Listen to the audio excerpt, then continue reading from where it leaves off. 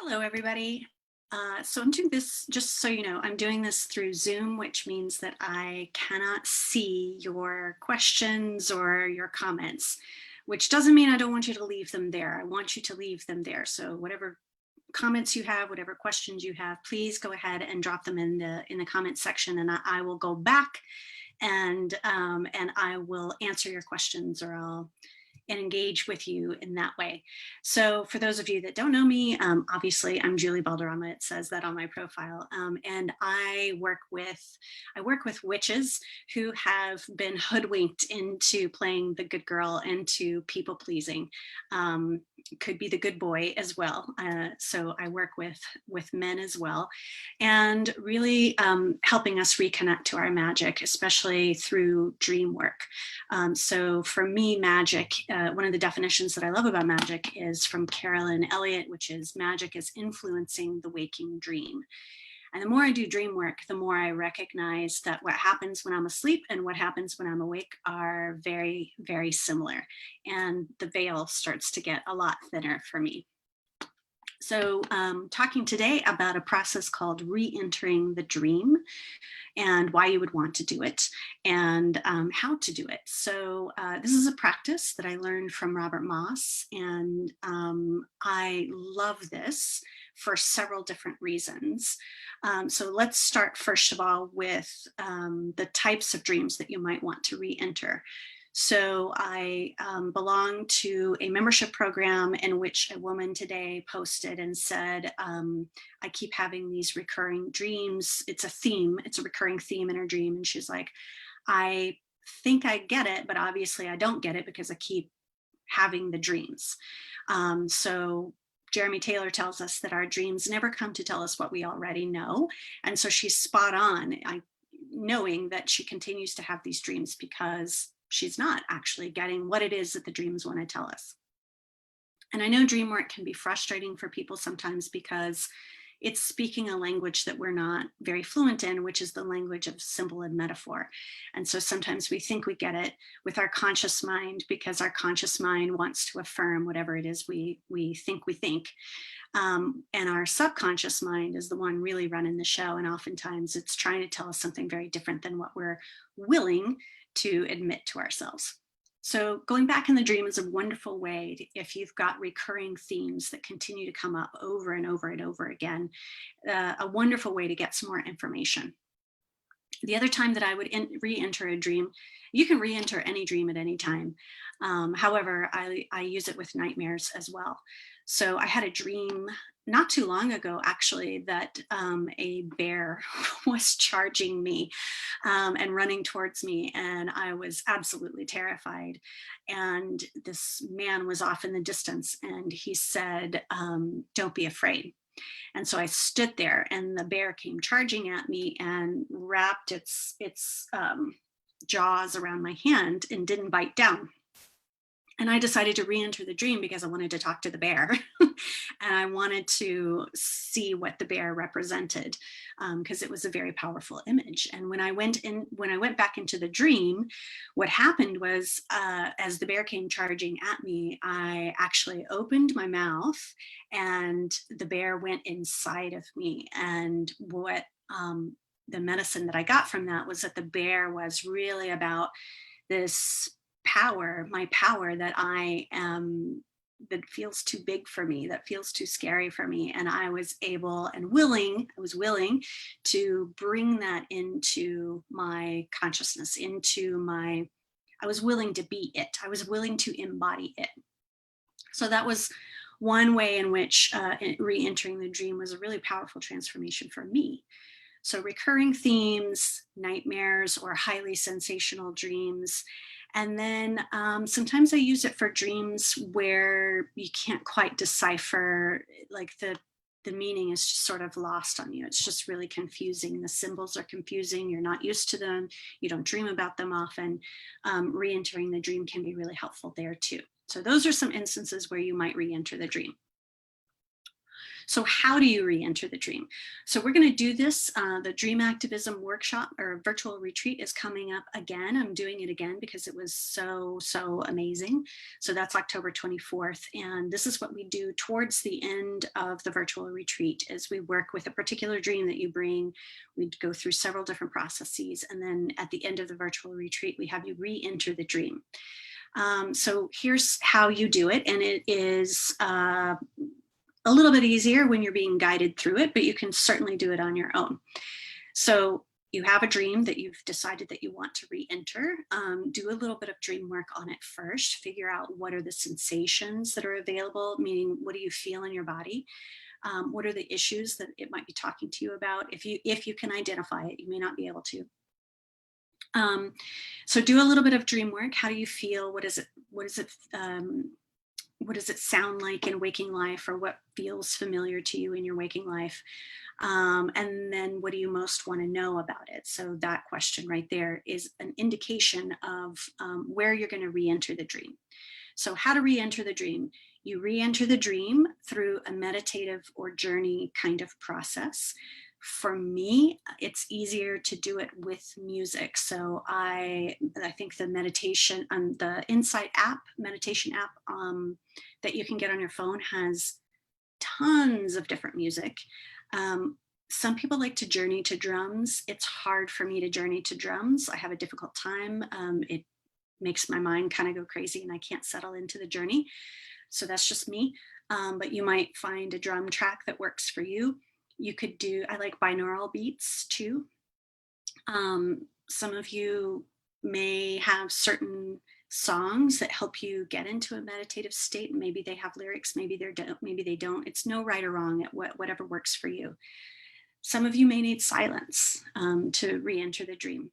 So whatever it is that helps you get into a meditative state and be able to tap into your imagination, tap into your skills of visualization, tap into your ability to journey, whatever it is that you need to make that happen. Maybe you need an eye mask, maybe you need complete silence, maybe you need a soundtrack, maybe you need drums, whatever you need. So get that ready. And then you're going to decide, where do I want to re-enter the dream? So you're going to take your journey, you're going to go into the dream right at the spot where you want to re-enter it. So for me, I wanted to re-enter my dream at the place where the bear is charging me.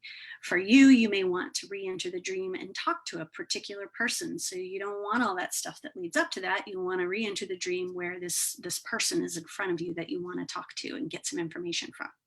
So where do you want to re-enter the dream? And then what are you going to do? So loosely, because we want to let the dream unfold. However, are you going to talk to somebody? Are you going to ask somebody a question? Are you going to stop running from somebody and turn around and ask, what do you want? Are you going to invite the bear into you? Are you going to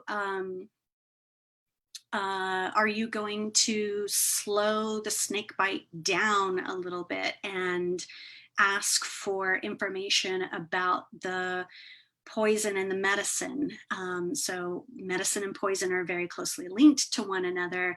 And so oftentimes when we get bit by snakes in our dreams, it can be worth it to ask, what is the poison? What is the medicine? They're often very closely connected with one another. So where are you going to re-enter the dream? What are you going to do? And then, of course, I highly recommend having a container, meaning you've got a set amount of time that you're going to do this.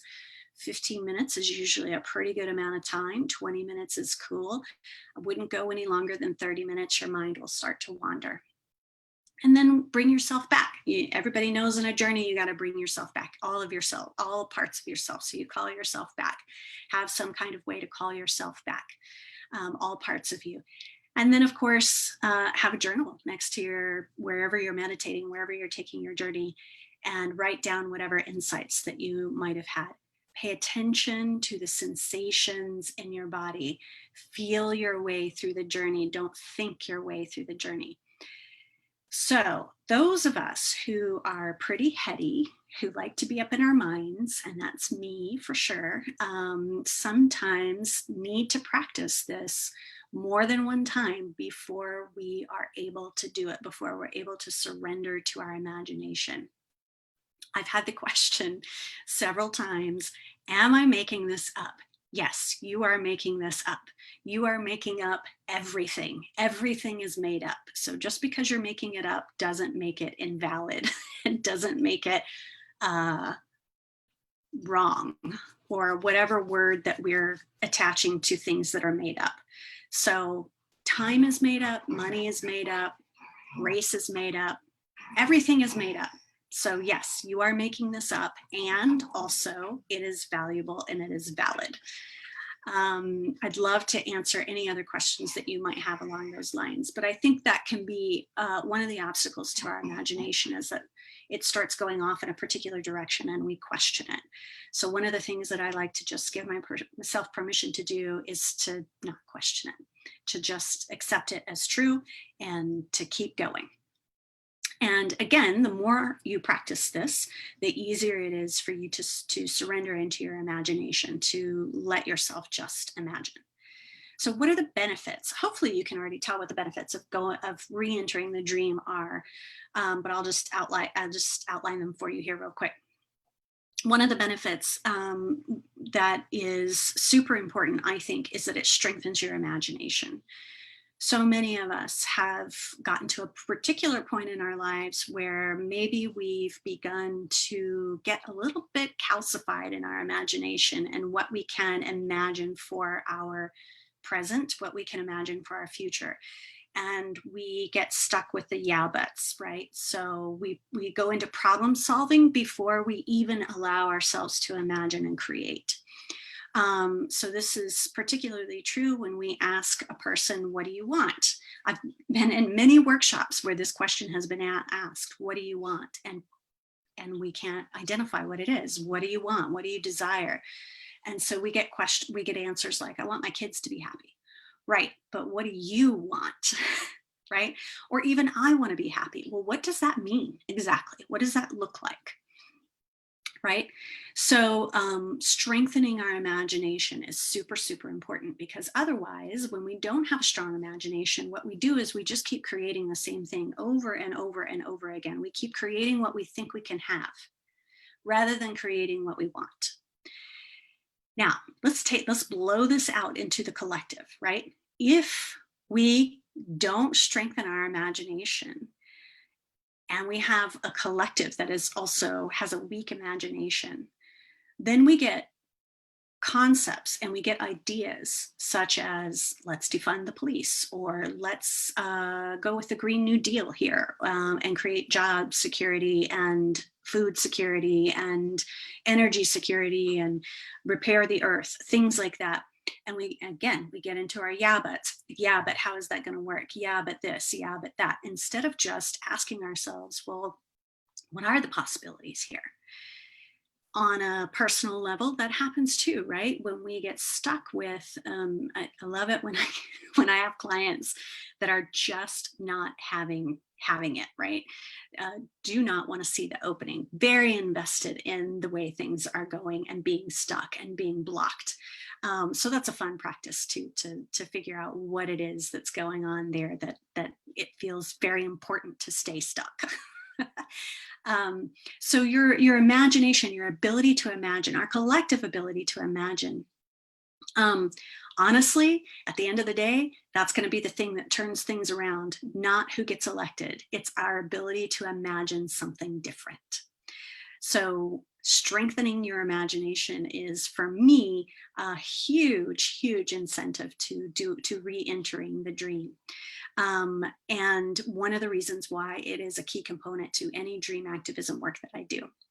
The other aspect is I love how people find the opening to their power and their creative and generative abilities when they re-enter the dream. So we have a tendency to feel at the mercy of our dreams, right? I dreamed this thing. This is how I felt. It felt good. It felt icky. It felt challenging, whatever it is. I got to figure it out. But nowhere are we really saying, I'm going to take ownership of this dream and I'm going to go into the dream and I'm going to be the creator of this dream. I mean, you are the creator of your dreams in nighttime. However, it is your subconscious that's creating it because it wants you to integrate certain things. And so what happens when you decide consciously to go back into the dream and to be the conscious creator of your dream, right? Like, you can see how that ripples out and has impact and influence in your waking life when you decide to be a conscious dreamer, right? So we might call that lucid living as opposed to lucid dreaming, right? So this is another way to become more and more lucid. Let's see. And then of course, there's medicine within the dream sometimes that we miss, that we, because the sensations are too big, or the symbols are a little too close to us, and we can't, we're still attaching our ex showing up in the dream with all of these feelings or all of these judgments that we have, and we can't quite see that in this particular dream, this is an aspect of us, of who we are, and the dream is calling us to integrate it. So re-entering the dream is a really wonderful way to get the medicine from the dream, to get more information, to get the medicine for the dream, to integrate the shadow. Remember, the shadow is the rejected parts of ourselves. It's not bad. It's not evil. It's not negative. It's the rejected parts of ourselves. That being said, it does feel sometimes bad or evil or scary or taboo or shameful. All of those feelings are a little bit challenging sometimes to agree to feel, and that's how we integrate them, as we agree to feel them. So re-entering the dream is a wonderful way to integrate the shadow as well, to reintegrate those rejected parts of yourself. Okay, so again, if you have any questions about this process, it's a super fun process, and I would love, love, love to lead you through it. So we are almost at the end of the time where you can get the Dream Activism virtual retreat for the original investment price, which is $297. The price is going to go up in a couple of days to $497. So this is like last call. So if that's something that you are interested in, definitely reach out to me and I'll give you more information about it. It's October 24th, which is a Saturday. It's from 12 to 7 Central Time. We will take some breaks. We will go on some journeys. We'll do some energy work. And then of course, we're going to do dream work as well. And part of that dream work is that we're going to re-enter the dream. It is a super powerful practice. So I would love for you to join us for that virtual retreat and re-enter these dreams together as a collective. All right. I will answer any questions. If you don't want to leave it in the comment, you can certainly reach out to me privately. And I hope to see you at the virtual retreat. Thanks, everybody. Bye.